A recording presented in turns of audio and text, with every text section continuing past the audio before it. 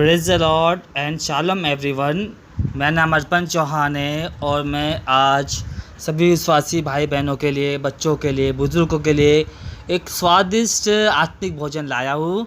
और जब आप इसको सुनेंगे, इसको अपने जीवन में लागू करेंगे, परमेश्वर आपको इस वचनों के ज़रिए बहुत आशीष करेगा। ये टॉपिक, ये जो विषय आपने बहुत बार सुना होगा, बहुत बार, अनेक बार सुना होगा, लेकिन जो प्रभु ने मुझे बात बताई शायद आप में से किसी ने उसको सुना होगी।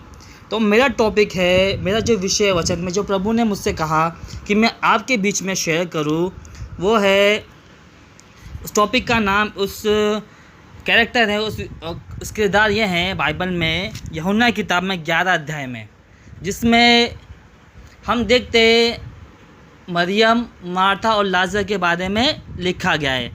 अभी आप सब बोलेंगे अरे ये तो हमने बहुत बार सुना चुका है। मैंने आपसे पहले कह दिया था कि ये टॉपिक आपने बहुत बार सुना होगा, लेकिन जो बात परमेश्वर ने मुझ पर प्रकट की कि मैं आपके बीच में शेयर करूं, वो आप में से बहुत कम लोगों ने सुनी होगी या उस पर ज़्यादा ध्यान दिया होगा, क्योंकि परमेश्वर हर वचन के ज़रिए हमसे बात करता है।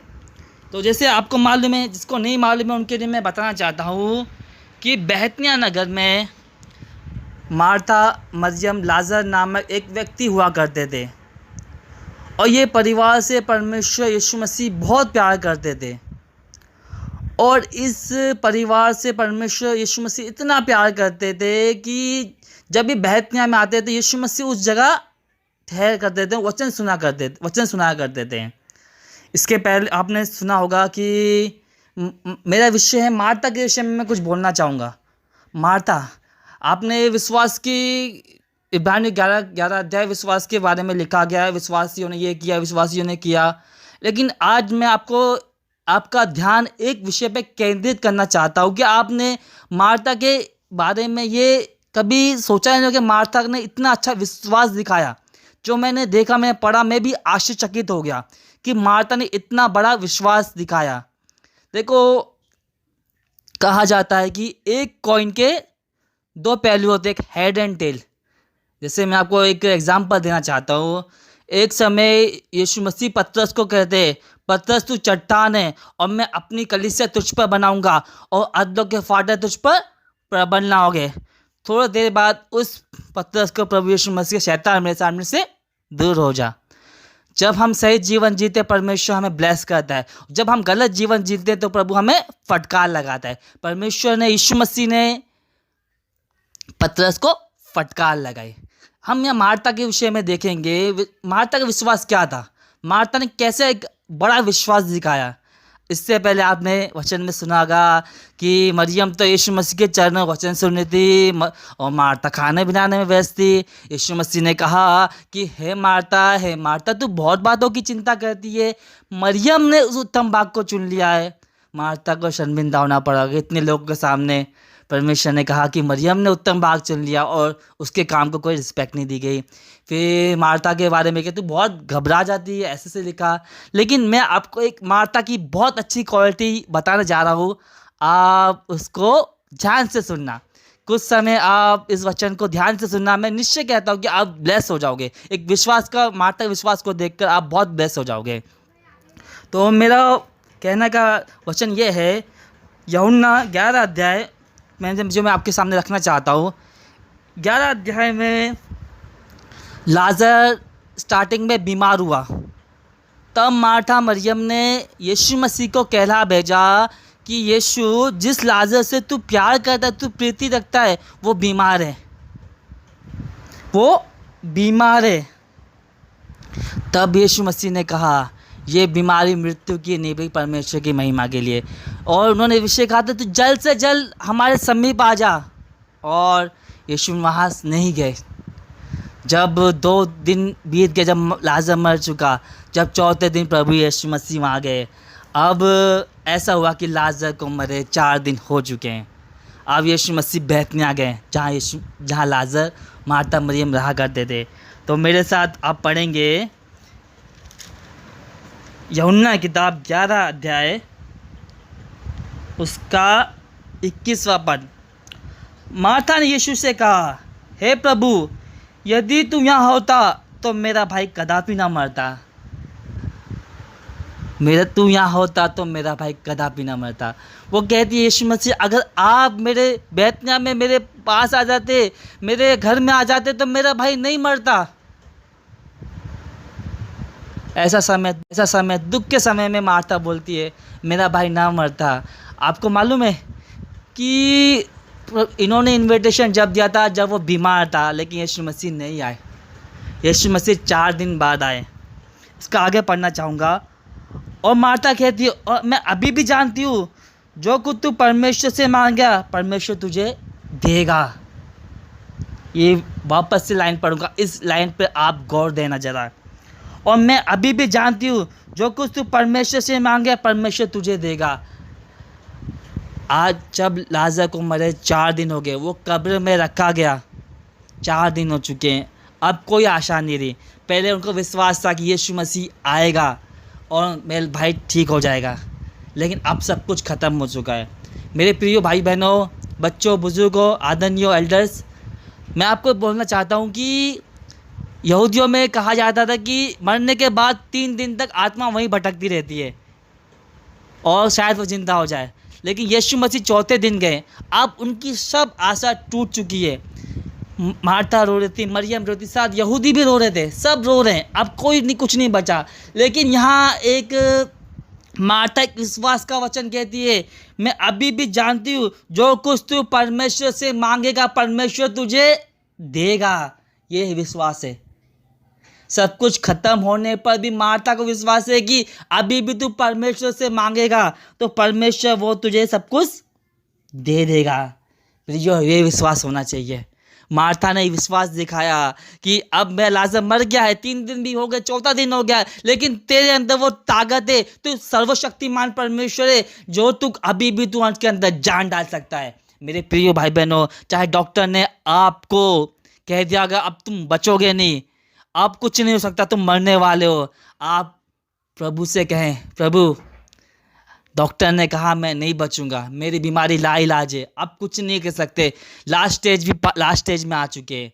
लेकिन अब मार्था के जरिए, जैसे मार्था ने यीशु मसीह से कहा कि और मैं अभी भी जानती हूँ जो कुछ तू परमेश्वर से मांगे परमेश्वर तुझे देगा। आज आप यीशु मसीह से कहें, पर तू जीवित परमेश्वर, प्रभु अभी भी तू मुझे जीवन दे सकता है, मैं अंधेरे में हूँ। और बाइबल में लिखा है कि यीशु मसीह जगत की ज्योति है। अगर आपकी पैसे की समस्या इतनी बढ़ गई है, आप सोचते अब कुछ नहीं होगा, सिबिल खराब है, कहीं लोन नहीं हो सकता, कोई उधार नहीं दे सकता, आज प्रभु से आप कह दें प्रियो भाइयों बहनों कि प्रभु अभी भी मैं जानता हूँ, अभी मैं जानती हूँ, अब प्रभु यीशु मसीह आप सब कुछ कर सकते हो। जब आप ऐसा कहेंगे तब परमेश्वर आपकी वाणी को सुनेगा। आप बच्चे, आपने साइंस लिया, किसने आर्ट्स लिया, किसने कॉमर्स लिया है, कोई सब्जेक्ट आप फीस भर चुके, वो पढ़ाई समझ में नहीं आ रही, आप आगे बढ़ चुके, अब पीछे आने का कोई रास्ता नहीं। आप प्रभु से कह दे, प्रभु ये सब्जेक्ट, ये विषय, ये प्रॉब्लम हमसे सॉल्व नहीं हो सकती और कुछ रास्ता है ही नहीं। लेकिन मेरे प्रिय भाइयों, मेरे प्रिय बहनों, बच्चों, आदरणीय एल्डर्स, बुजुर्गों, मैं आपसे एक बात कहना चाहता हूँ। हमारा परमेश्वर अब्राहम, इसहाक, याकूब का और जीवित परमेश्वर है। जब इज़राइली लोग मिस्र से निकल गए, आगे लाल समुद्र था, लोग कह रहे थे कि आगे लाल समुद्र है, पीछे फ़िरौन की सेना, अब हमारी यहाँ कब्र बन जाएगी।